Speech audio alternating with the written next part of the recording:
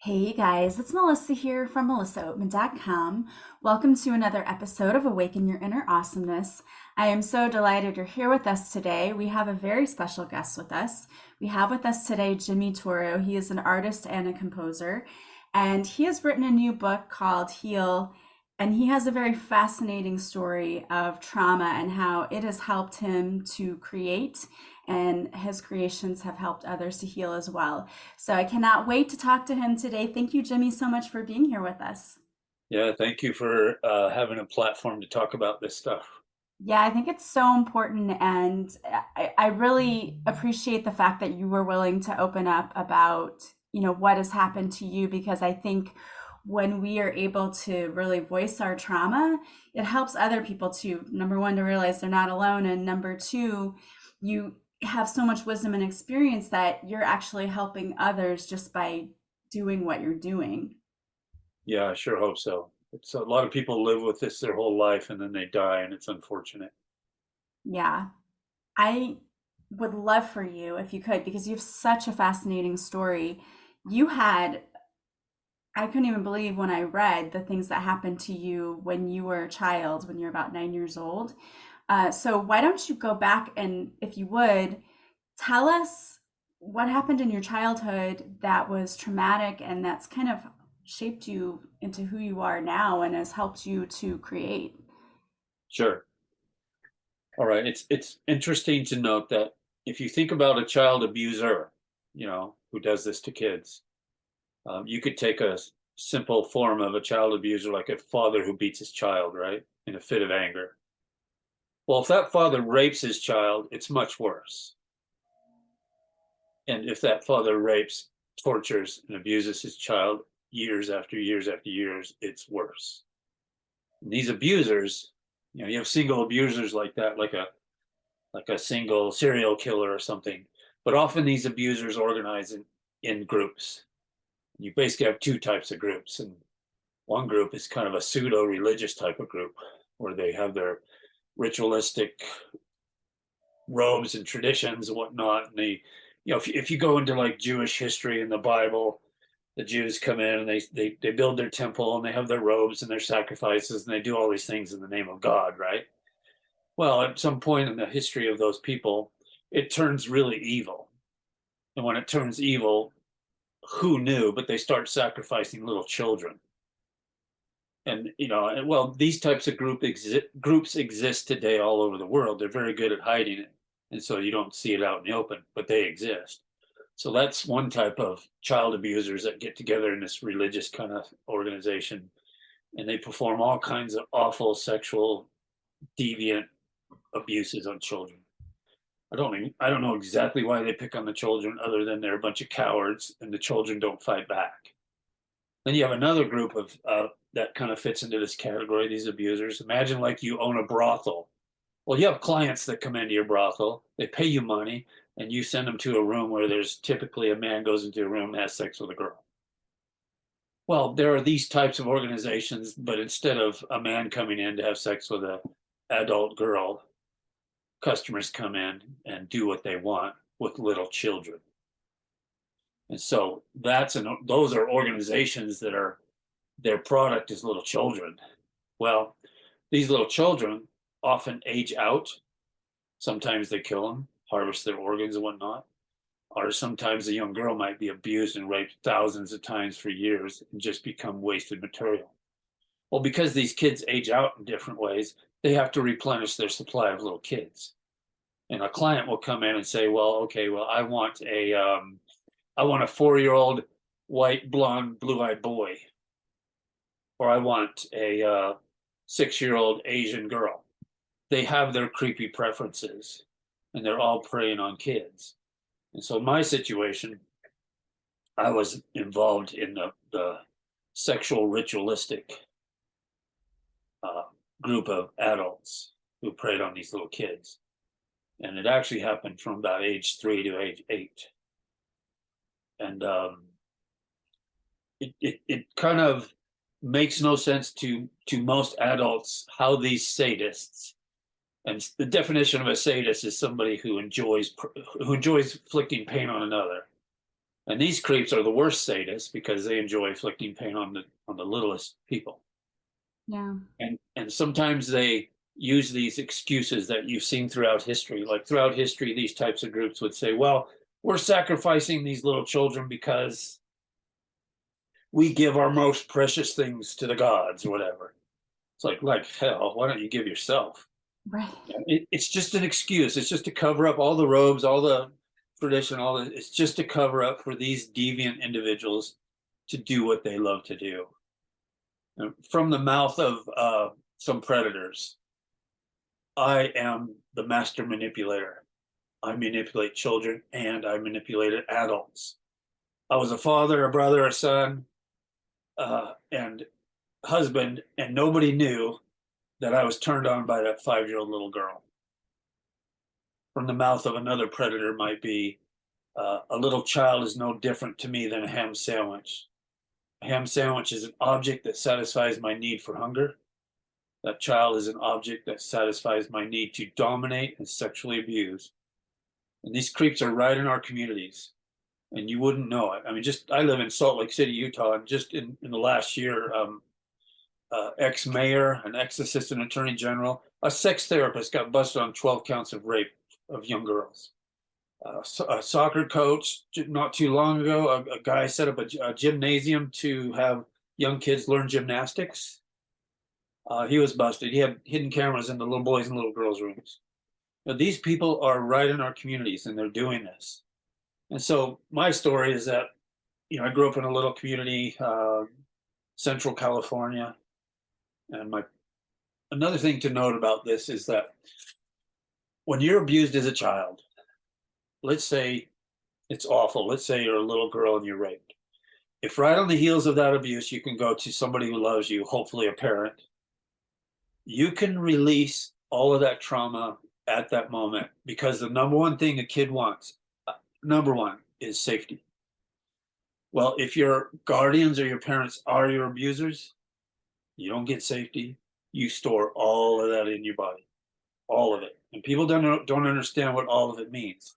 So you have the classic cases of like CPT or PTSD, with military folks, and it's post-traumatic, so it's after the trauma, and it's stress related, and it's a disorder, so they say. Well, in the realm of my world, let's say there's CPTSD, which stands for child, and your body will suppress those memories. In my case, I suppressed all those memories from age 3 to age 8, all of them, for decades. And then it's not uncommon for men in their early 50s for all that to come tumbling back. You literally suppress it that long.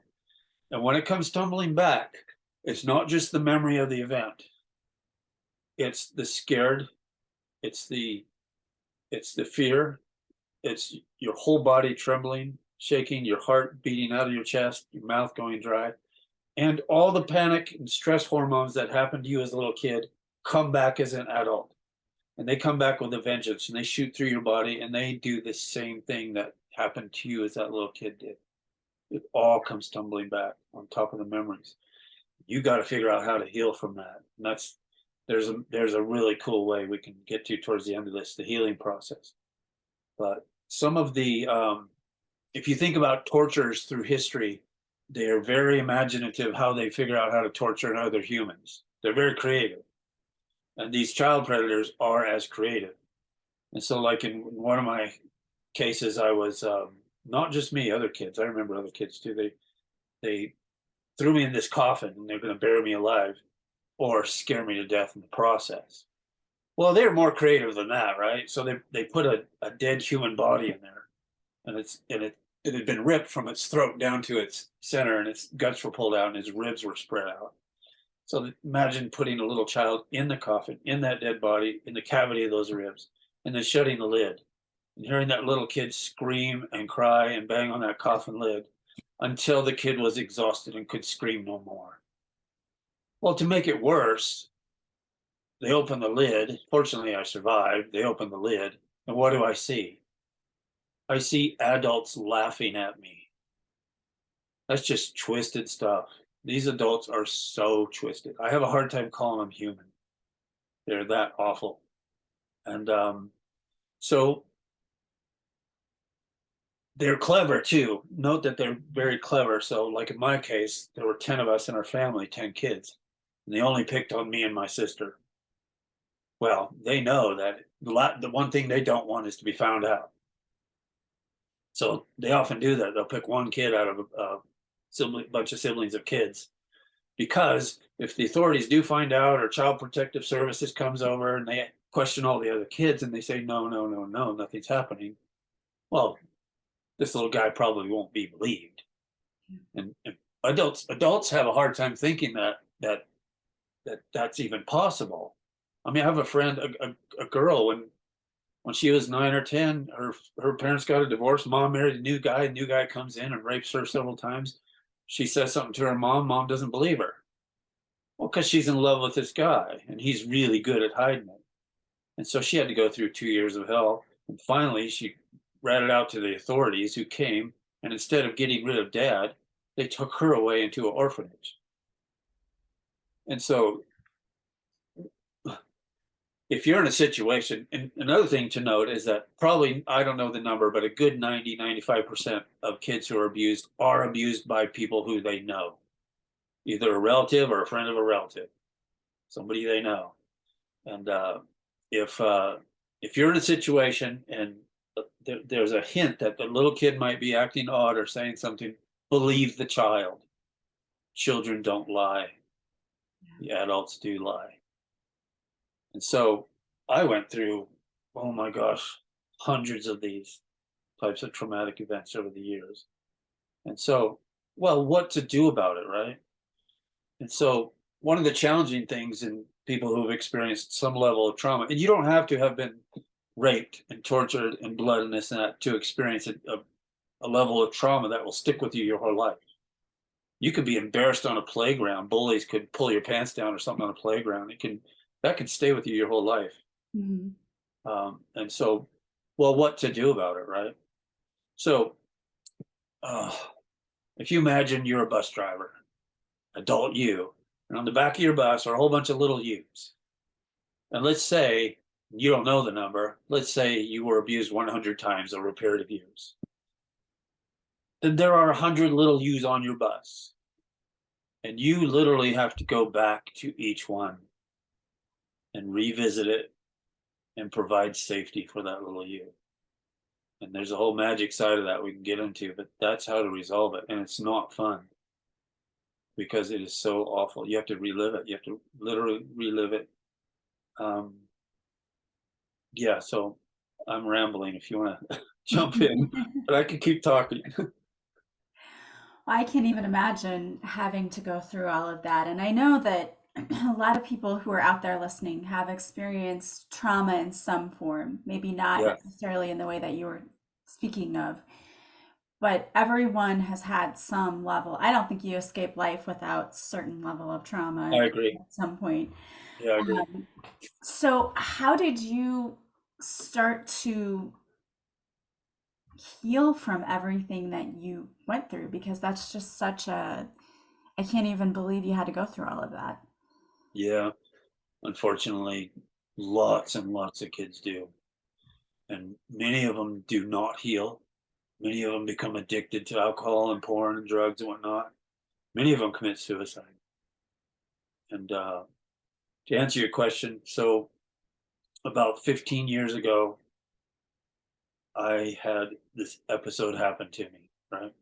So it's like experiencing a major panic attack. I had no idea what it was. And it was like at 2 in the morning, woke me up. I thought I was having a heart attack. I kn- my chest was just off the charts. I felt like I was going to die. I literally couldn't get out of bed and go to the door. It debilitated me awful. And I was able to get my phone, call 911. I was alone at the time, and I got ambulance came, got rushed to the hospital. They do all the heart tests because much of the pain was in my chest area. And at the end of all that, they're like, "Well, Jimmy, you are healthy as can be. We could find nothing wrong with you."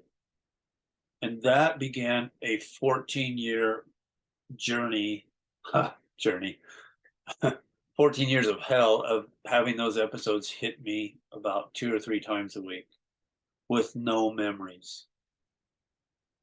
I didn't know what they were during that 14 years. I went to every doctor. I spent so much time and money. I went after all the traditional doctors and scans and scopes and everything. Then I went through all the, holistic doctors and acupuncturists, and I went through a round of spiritual healers, and not a one of them in 14 years came to me and said, based off what you're telling me, uh, maybe this could be trauma. Not a one of them. And it maybe, yeah, I don't know what to make of that, other than that's just what happened. And it might be other people's reality as well. Well, in the 15th year of that, which literally was just last year, at the beginning of the year, another episode came and a memory came. And I thought these episodes were bad. When the memory came, they were off the charts awful. Because when these memories happen, once again, you are feeling exactly everything that little boy was feeling when he was tortured, if you were tortured. You're feeling all of it. And the hormonal rush that runs through your body. I mean, you get shot with adrenaline and cortisol, it just rushes through your body. Now, if you're in a state of panic and that happens, it pushes all the blood out of your main body, cavity organs area into your hands, your feet and hands, so that you can fight or flight, right? That's what it does. Well, in an emergency, you can recover and you're fine. But when that happens to you day after day after day after day, and so for almost a year, I had almost daily memories come back and these awful things happen. And I had to figure out how to deal with them. Well, at first I didn't know. Finally, after several months of that, I was able to find an amazing psychiatrist who specialized in sexual ritualistic abuse. Now, there are different modalities of dealing with this, and it makes it hard for people because often they don't know what to do. Some professionals say, well, do body work or do tapping or do, I don't know if you know what EMDR is. And that, what much of that is, it's an attempt, and it works to a degree, and it probably works great for some people. It didn't work so much for me, but it's an attempt to keep you grounded in the present as you go back in time to visit that awful hell. That's what it is. And so the eye movement thing came out of somebody smart noticing that their patients, as they walked down the halls, it helped because the movement helped them stay grounded in the present. Because if you don't stay grounded in the present, you can get lost back into the memory and the event too far. And so while you're visiting that, yes, I'm sitting here on a couch and I have somebody who loves me next to me, even though I'm going back in there. So I got trained by this wonderful psychiatrist, and I was able to, when these episodes hit me, the thing I had to go search for wasn't necessarily what trauma was happening to that kid, but what was I feeling? Because, like in the case of the coffin thing, I was I was feeling suffocated to death. So I had to name that feeling for that particular trauma.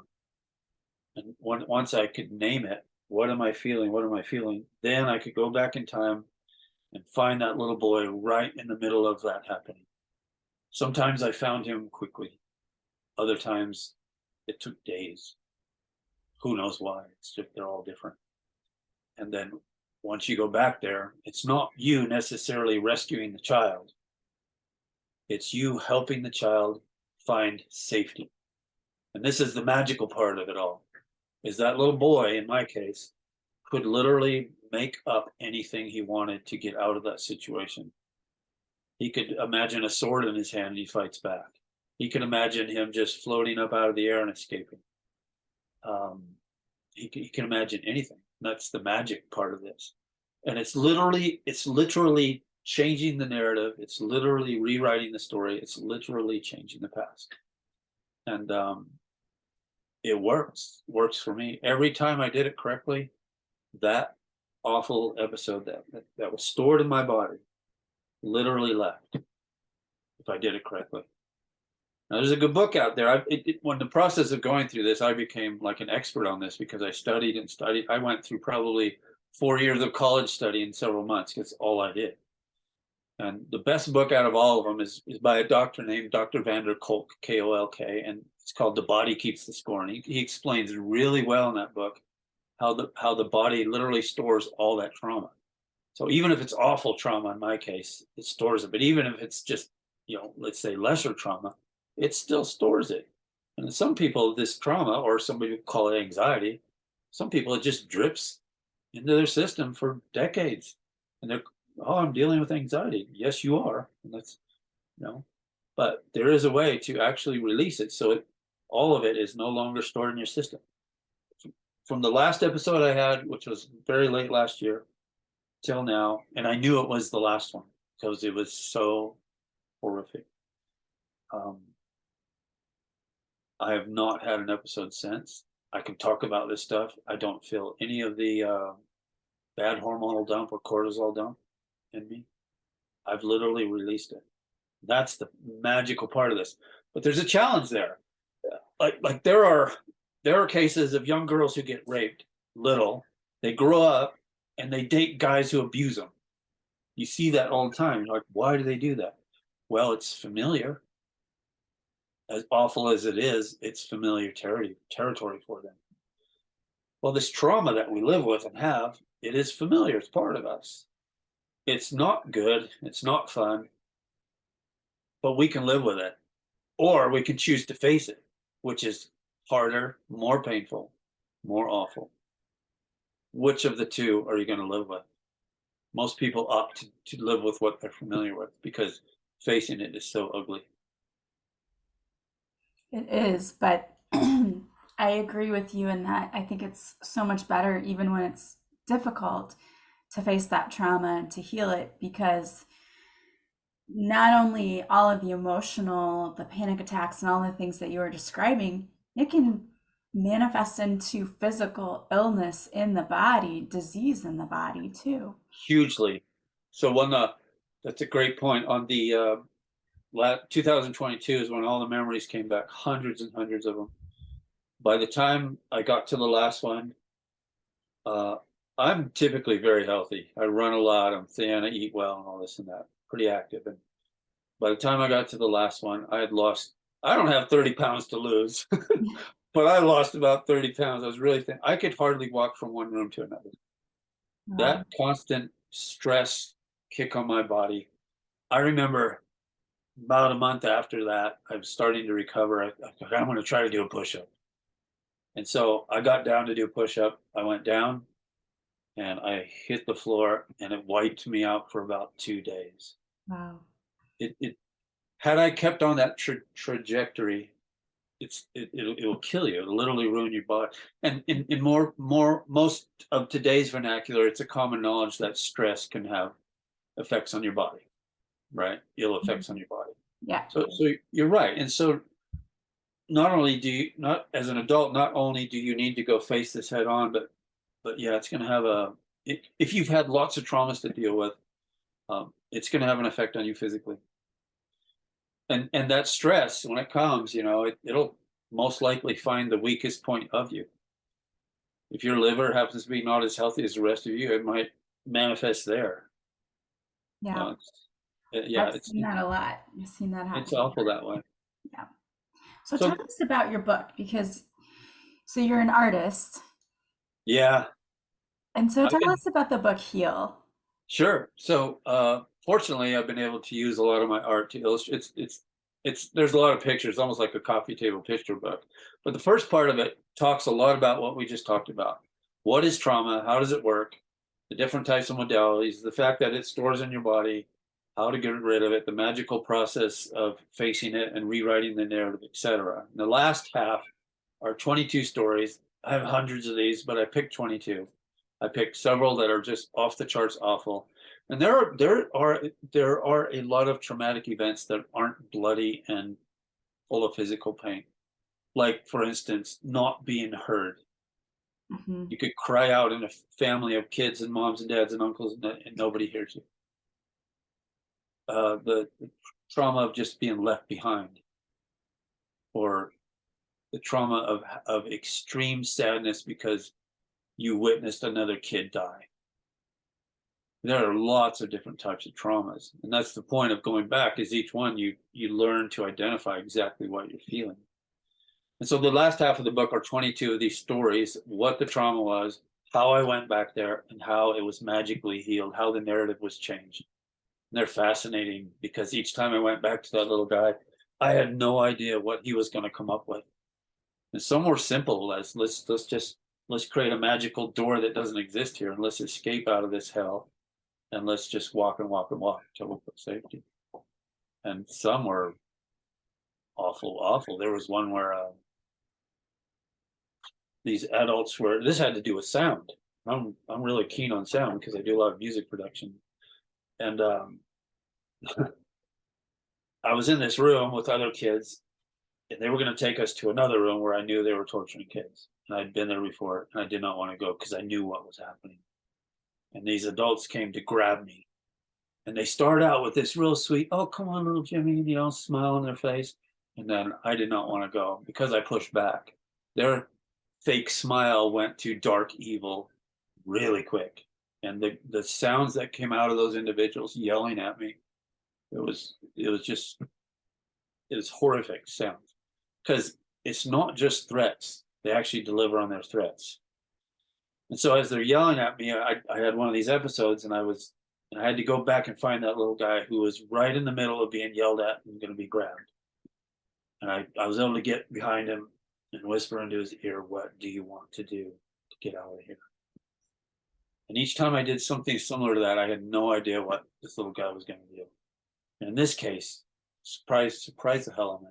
He reached out and he grabbed the throats of these adults and ripped the throats right out of them.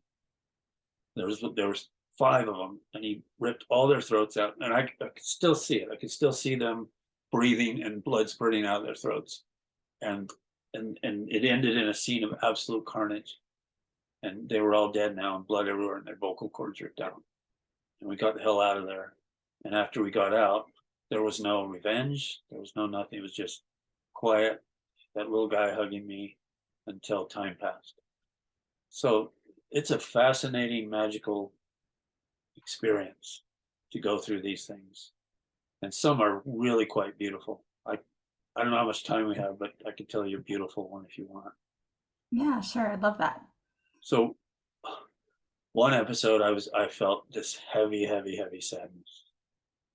And so I went back to find this guy, and I ended up in this like you'd see on an epic movie of a meadow and the big mountains, And off in the distance, I saw this little object walking towards me, and after a little while, I realized it's little me. He's walking, but he's not walking towards me, and I felt compelled to not approach him. I don't know why. I just felt that way. And so he walks, and he's going in this straight line, and his head is down, and he's just so sad, just completely sad demeanor, walking slowly, slowly. And he walks by me, and I look where he's going, and there's a female figure sitting at the base of the mountains, very calmly just sitting there. And he's okay, I get it. He's walking towards her. So I moved closer to see what, and I thought when he approached this woman that he would stop and they'd have a conversation. But he didn't. Didn't stop at all. He walked right into her arms, and she just held him. And she was like a heavenly mother type of figure. And that's what he needed. And that episode went away. Really quite beautiful. I love the technique of rewriting the narrative of what happened. But when you're telling these stories, what it really makes me think of is you're taking back your power. Absolutely. That little kid had no power. That little kid is taking back the power. It's not you going in and like being the hero and killing all the enemies and the kid gets saved. The kid, at least in my case, every single time, that little me had to figure out what to do, knowing that that little boy was empowered to find safety. Either get out of there, go to somebody like a mother figure, because had that little me at the time actually had a mother to go to do that, that episode would have been taken care of back then. Right. So it's magical stuff. It's all over the board. It's all the traumatic events, hundreds of them I went back to.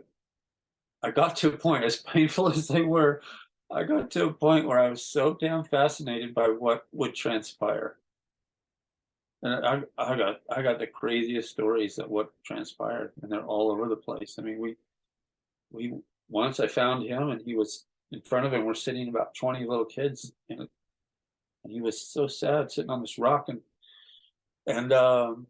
it took me a minute to figure out that the kids were consoling him.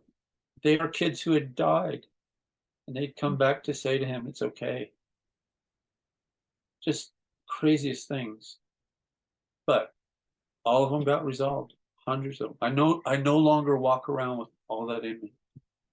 And I don't know this because I don't know everybody's situation, but I believe that at some level everybody can achieve a similar type of thing where they can face the pain, they can go right into the pain, realizing that. Okay, another thing to note that in every one of these episodes I went back to is the one thing that helped the most by far was to have somebody in the room who loved me. Once I had one of these episodes and nobody was home, and my daughter just showed up to visit. And I said, "Can you sit with me?" I just held her hand. As I went through the pain, my whole body's shaking, and I'm going there.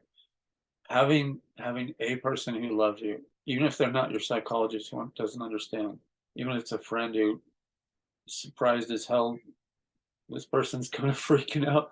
Just hold them. It matters. It matters all the difference.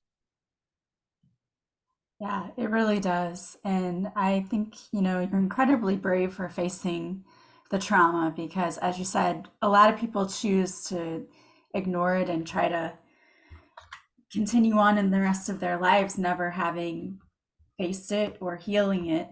Mhm.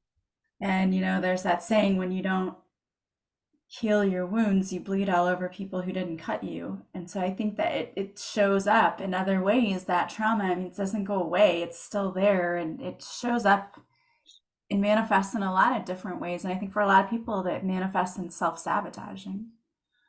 Yeah, to think that that stuff is literally in your brain and body, doing its wreaking its havoc, let's say, sometimes in little drips throughout the years, sometimes in major episodes. Absolutely.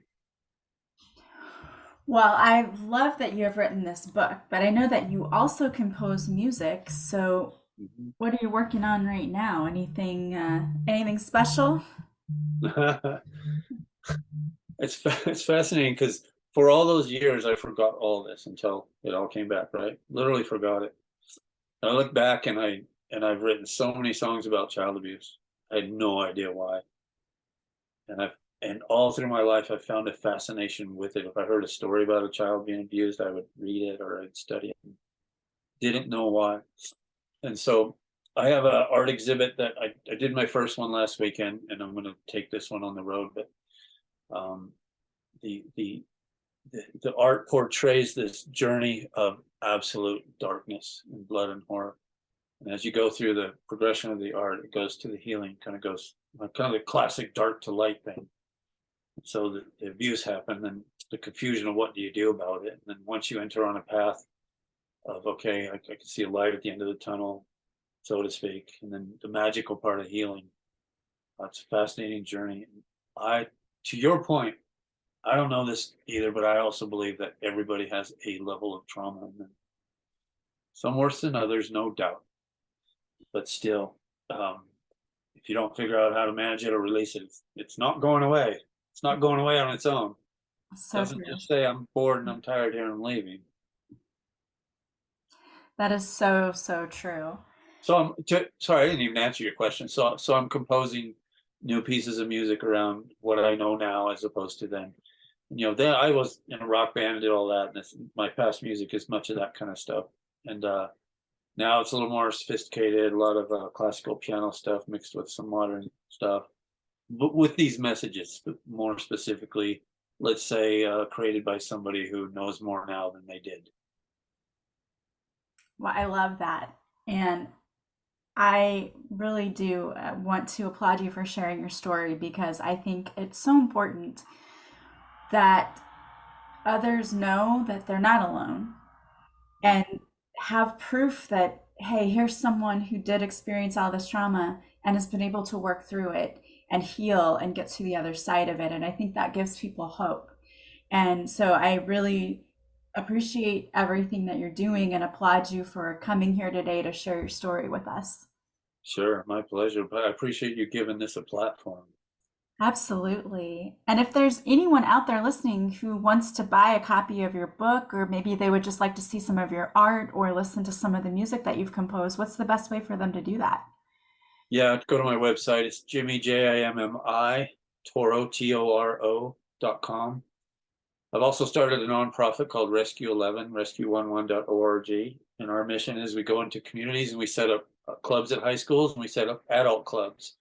And the purpose of these clubs is to teach them and to raise and to reach out into a community. These clubs will connect with like the judicial, the religions, the other nonprofits, therapists, law enforcement, legal work, community people, and raise awareness that these predators, these creeps, are right in your community. They are, and they wake up every day trying to figure out how to abuse, steal, harm, or kill your child. That sounds extreme, but it's not. They are addicted from the mouth of another predator. I can't stop abusing children. It's more addictive to me than cocaine.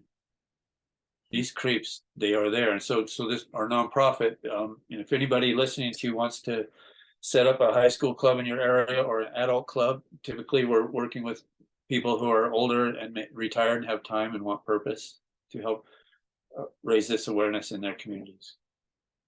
Oh, I love that you're doing that too. I'm also a high school teacher by Oh, day, right. so Yeah, they are the ones being preyed on. yeah, They are absolutely. them. Yeah. Absolutely. Well, thank you so much again for being here with us today and for sharing your story. I truly appreciate it. And I encourage everyone to go and check out your website and to check out that nonprofit too, because, anyone can help out, and any little thing that you can do to be of service makes a huge difference. Yeah.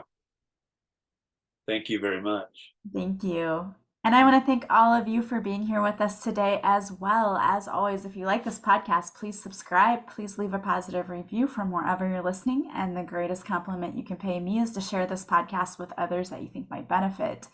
If you want to join us on Patreon, you can sign up for a free 7-day trial and you can see the video of this interview. You can also join us for a live card reading where I pull cards for you for free, and you can cancel at any time. So check us out. The link will be in the show notes.